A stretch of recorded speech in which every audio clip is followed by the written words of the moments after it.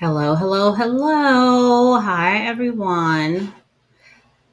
So today we are going to talk about a cybersecurity assessment for a nonprofit. So I have shared with you all that I'm working on a project with the nonprofit that I've been volunteering for, and that I now am being paid a small stipend for my curriculum development work.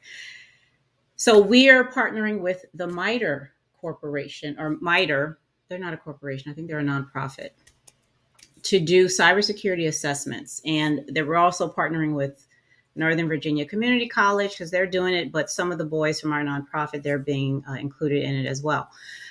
Now, I so my job is to make things easy, okay, for people when it comes to cybersecurity and them understanding it, right? So what I've done is I've taken the typical cybersecurity assessment that they use, and normally it's for business. You know who the people that MITRE works with, right? They work with the government, they work with businesses. They do all those folks. So now these are for nonprofit organizations. This assessment, all right. So we're not going to approach it the same way we would a larger business, or or an organization that has a dedicated IT or cybersecurity staff. Many of these nonprofits are like mom and pop shops. They're made up of the person who has the nonprofit and some volunteers. Possibly. So we're taking that approach. All right. So let me show you what I've done here. Okay, I'm going to have to share my screen with you to do that.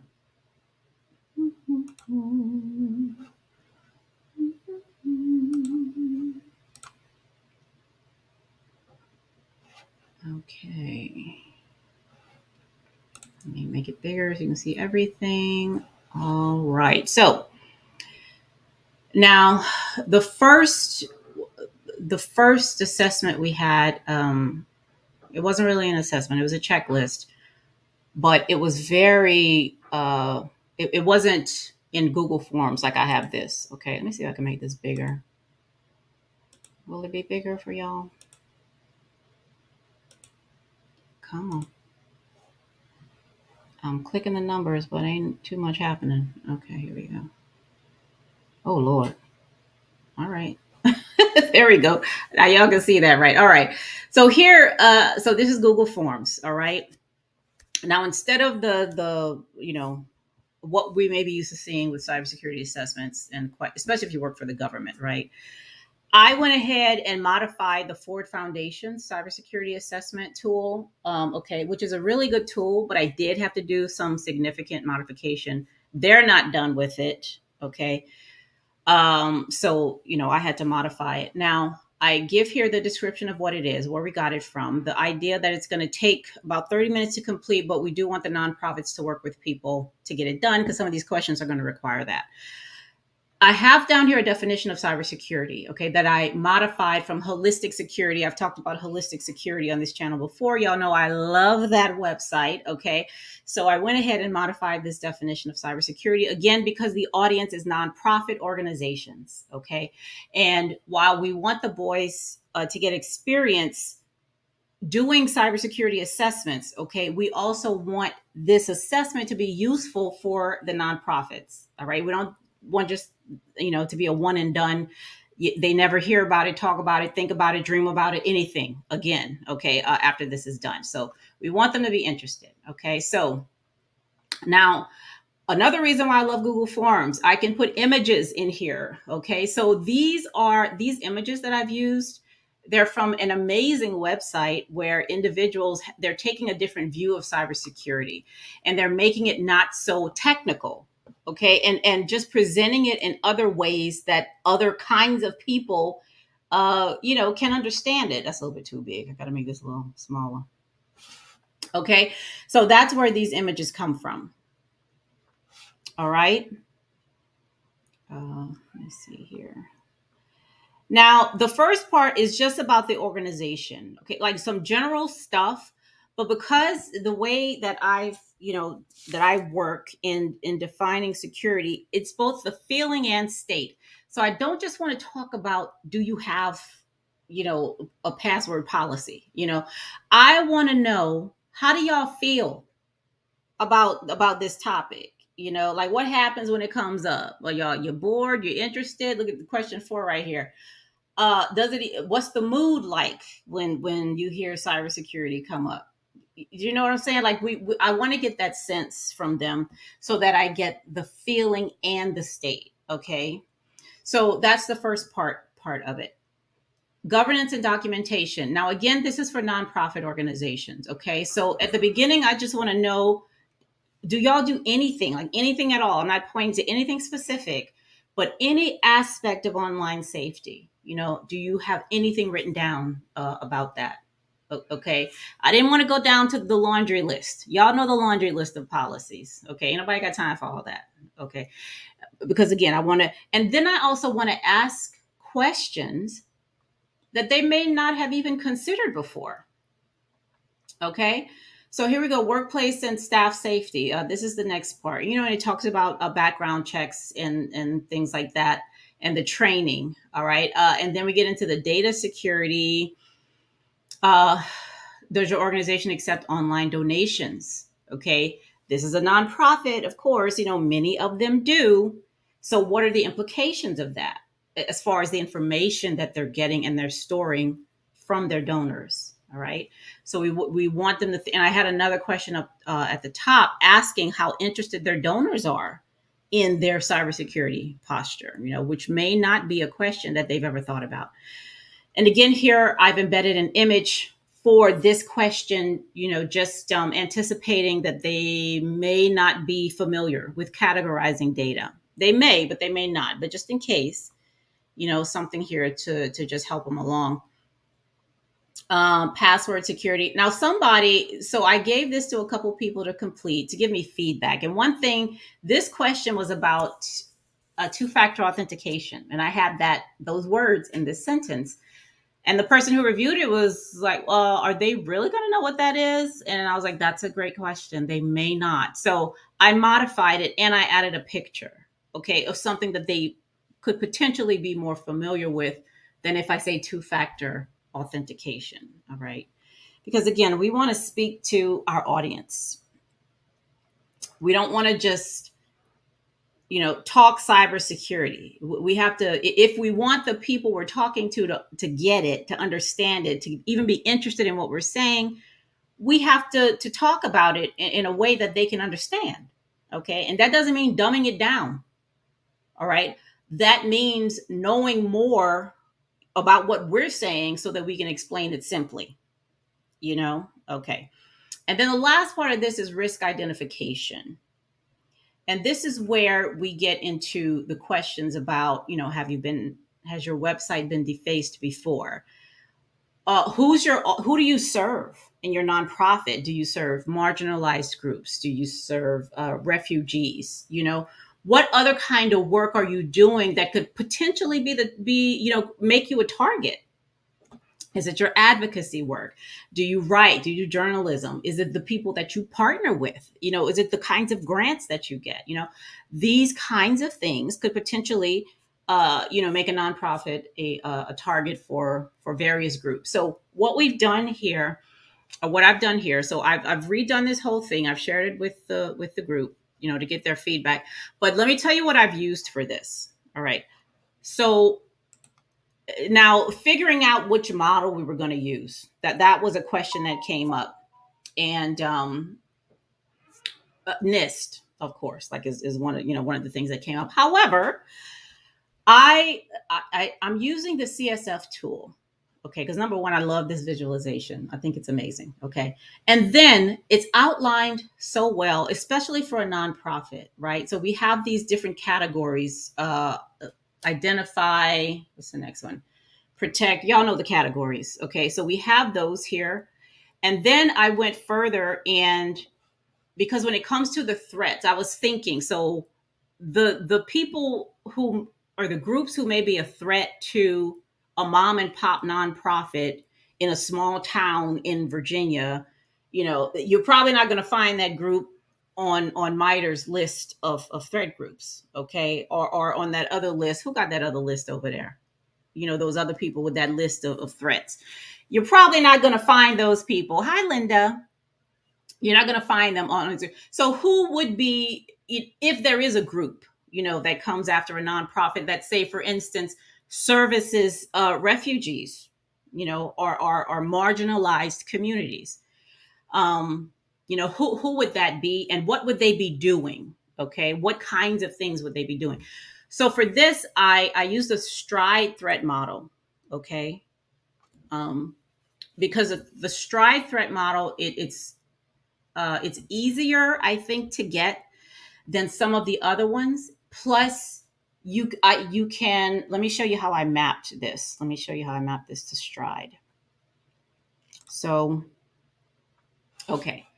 So this is the Excel spreadsheet that I created. Okay. So what I did was, y'all saw those questions in the assessment. There are about 37 questions. So what I did for each area, for identify, what's the next one? Detect, and all those other ones. You see the question here in column, what column is this? C, in column C. Each question I place next to the goal that it identifies with. Okay, the goal that it's related to.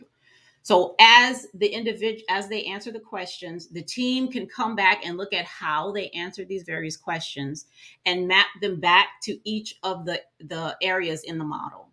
Okay, so there's detect here. That I have questions. So there's questions related to every aspect. Respond and recover. All right. Now, we're not overwhelming them with questions. Okay. That's not what the goal is here. So what they're going to do, so now they've answered the questions, and I have another spreadsheet here that the team can take and say, okay, now here I have an example. Let's say this is a nonprofit who just took the assessment. So I have here the name and email address. Now this is actually the nonprofit I work for, and this is just, dummy information. The type of information that they say they have volunteer names and contact information. Now, where is that information stored? They store it on local computers in their office, in the office here in Dumfries. All right. Now we're looking at CIA as far as the sensitivity and the risk. Okay. And then the controls. So confidentiality, and I've defined it here in a way that I feel, the nonprofit can really get it. So confidentiality, how important is it to keep this information secret or as a need to know? Okay, that's confidentiality, and they're medium there. So with integrity, how important is it to ensure this information is trustworthy and not altered or modified? And that's high for them. Okay, for this the volunteer names and contact information. And then medium is availability. How important is it to ensure this information can be accessed when you need it? All right. So then we move over here to the risk. Now, what could possibly happen, and how likely is it that it could happen? Okay. For confidentiality, a password breach is possible. Okay. And then they would have to talk about, well, how likely is that? For integrity, accidental deletion. So we have this information on a drive on a computer in our office. Somebody could accidentally delete it. Okay. And the next one, availability. Well, there could be an outage, an internet outage. Okay. And we just can't get to the data. All right. So then we have, now this is important. So the current security controls, we don't want to go in there like you're missing this, and this, and you're vulnerable here, and here, and they can attack you like this, and like that. Okay. No, we're not doing all that. Okay. So number one is like, what are you doing well? All right. What are your current controls that you have in place? Well, the computer we have is in a locked room. Well, that's good.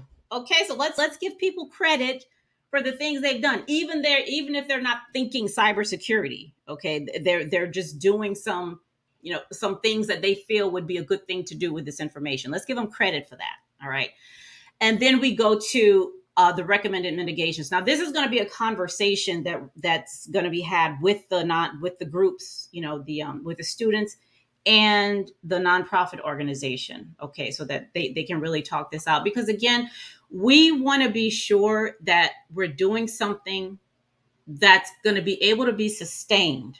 So number one, we got to get their interest. in the cybersecurity assessment. You know what I mean? I mean, just think about the stuff that you do that you're not interested in. How hard is it for you to do that? Okay. And if it wasn't a compliance issue, I mean, many of us ain't interested in paying no bills.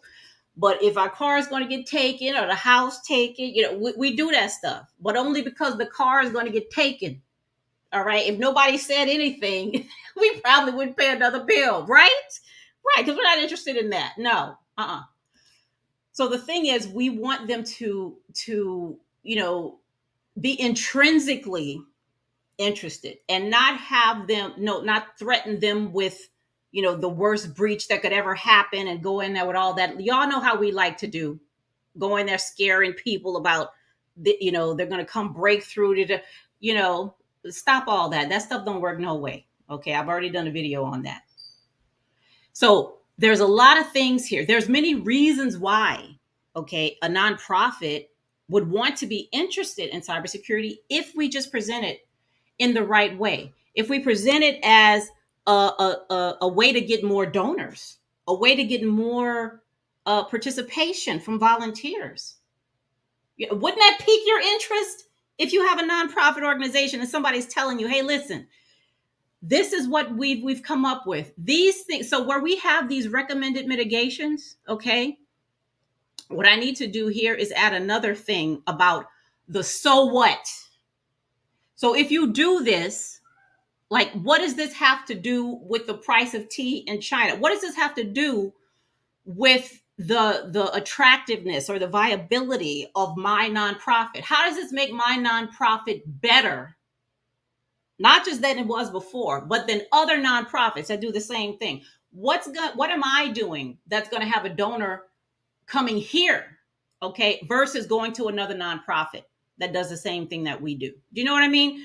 That's the kind of story we need to be able to tell, and not just for nonprofits, like anybody that we're doing these cyber assessments for. Okay, all right, but that takes a little more than threatening or trying to scare people about how they can be breached. Okay, we got to think a little more broadly than that. All right, and you present it in ways that people care about, the same way people present stuff to you in ways that you care about. Go look in your bathroom. Look at the soap you buy, the stuff you put on your face, the toilet paper. Go look in your refrigerator. What you got in there, huh? And especially the stuff you don't need. All right. Somebody presented something to you to gain your interest and make you think you needed it, right? Even though you knew you didn't. Okay. That stuff is possible. We need to use a little bit of that here, sprinkle a little bit of that marketing, that public relations, all that stuff. We need to sprinkle a little bit of that in our conversations when we talk to people, when we do stuff like cybersecurity assessments. Okay. Because at the end of the day, if you're telling me something's my responsibility, then help me to see that. Help me to want to be responsible.